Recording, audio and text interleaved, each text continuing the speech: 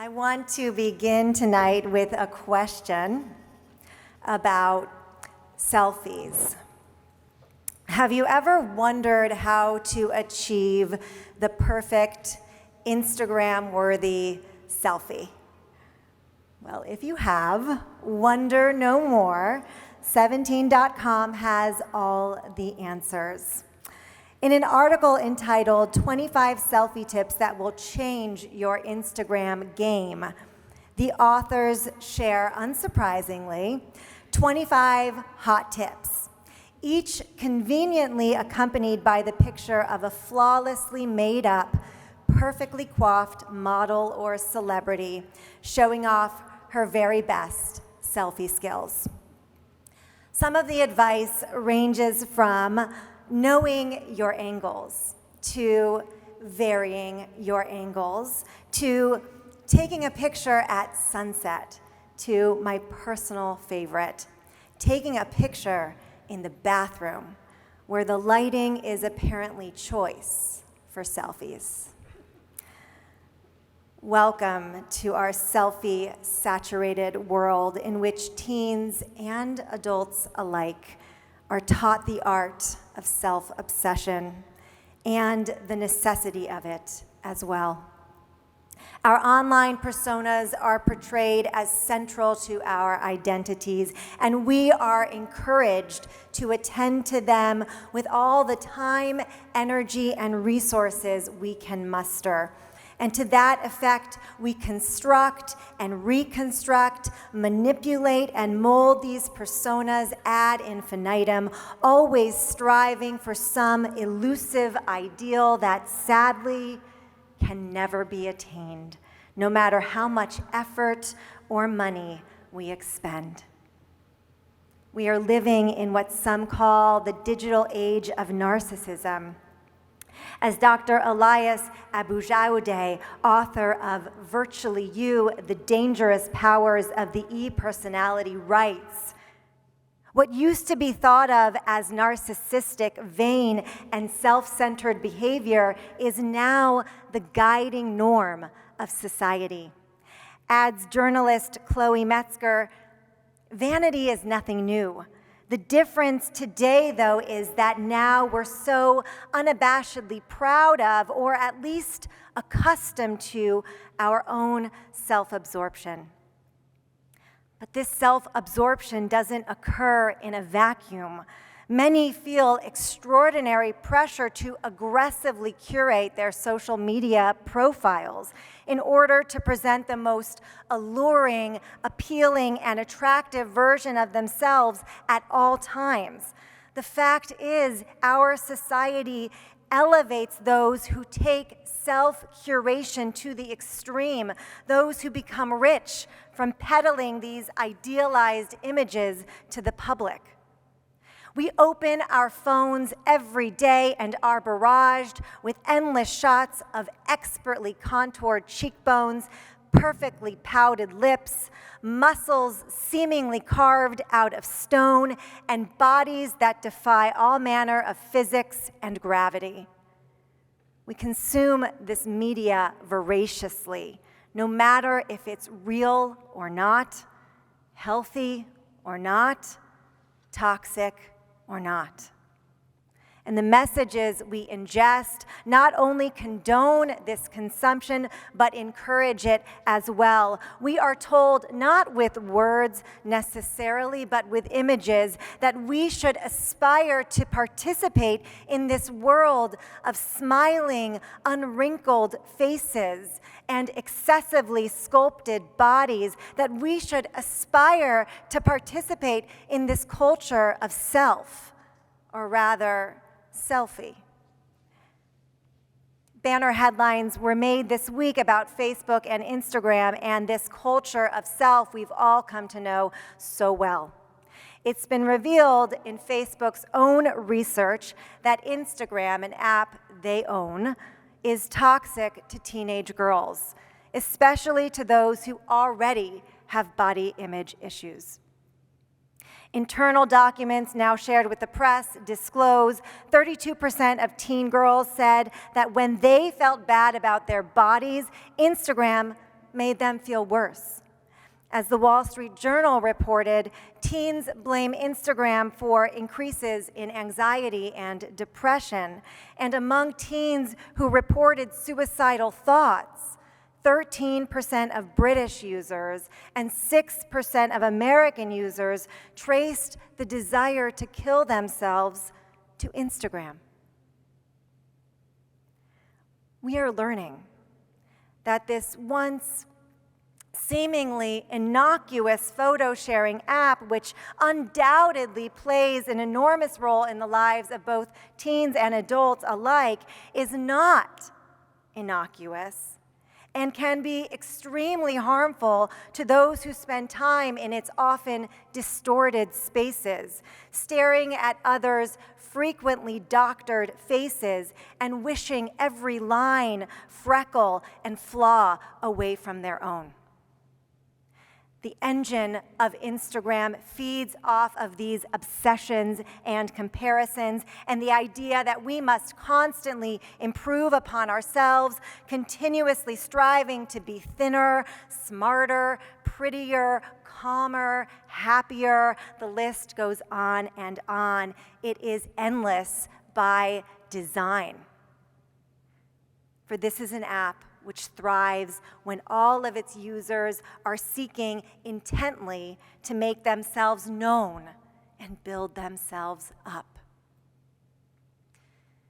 Ages ago, in the time of Noah, those who populated this earth also became obsessed with the idea of making themselves known and building themselves up. We read in our Torah portion this week, Parashat Noach, about the doomed Tower of Babel, an extravagantly tall structure whose top grazes the sky and whose very existence offends the likes of God. Those who build the tower do so, according to our text, to make a name for themselves. And as one of our commentators suggests, to establish a reputation of grandeur. Such a tower would be famous and would render the builders famous too. This is a people searching for recognition and glory as we hear them say, Hava nivne lanu ir, come let us build a city for us. The city is not for God or for those in need of shelter. It is not for strangers or sojourners. It is solely meant for those constructing it. The Tower of Babel is a vanity project, and it becomes this maniacal, material obsession with disastrous consequences for humanity. A midrash sheds light on these human costs as we read. Many, many years were spent building the tower. It reached so great a height that it took a year to climb to the top.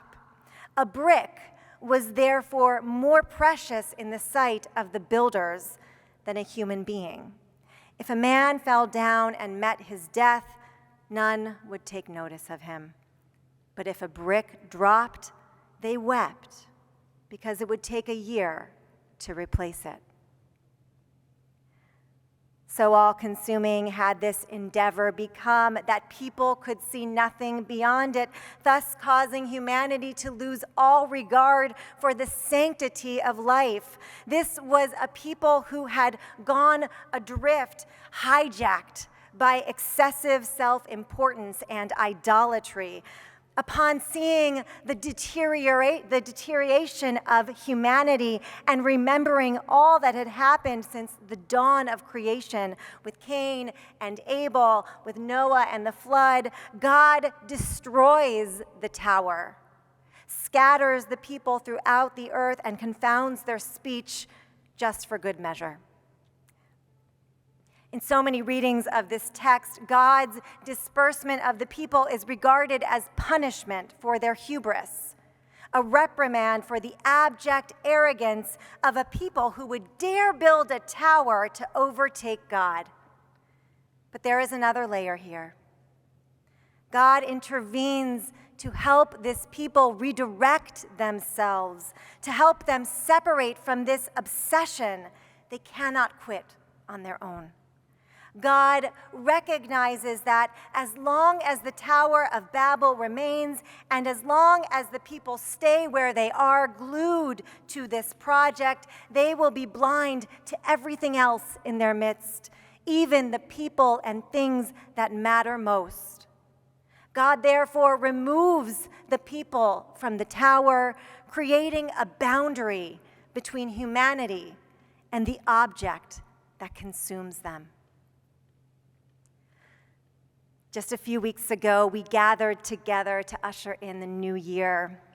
And during Rosh Hashanah, we offered these words of reflection, which speak so powerfully to the matter at hand. We said, "Many have said to the works of their hands, 'You are our gods.' Strange to see the agonies of our time grow more numerous and more intense the more our worship centers on ourselves."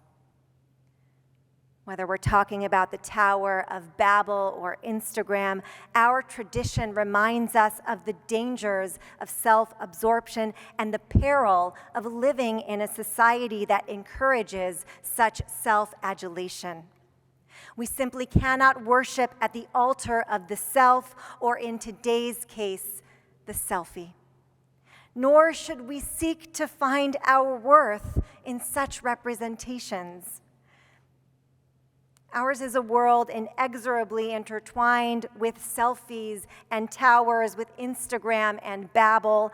Most of us will find we cannot completely divorce ourselves from these places or platforms, which frankly can be utilized for the good. But knowing what we know now, especially about social media, we can and we must make different choices as we navigate these frequently perilous paths. We can and must demand change and oversight. We can and must expect safe passage for ourselves and our children. Finally, let us remember, we are so much more than bricks and mortar, so much more than two-dimensional representations on a screen.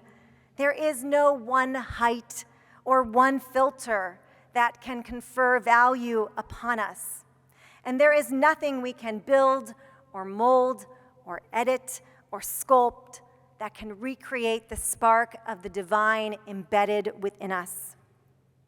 Most importantly, there are no amounts of followers or friends or views that can substitute for God's love or our love for one another.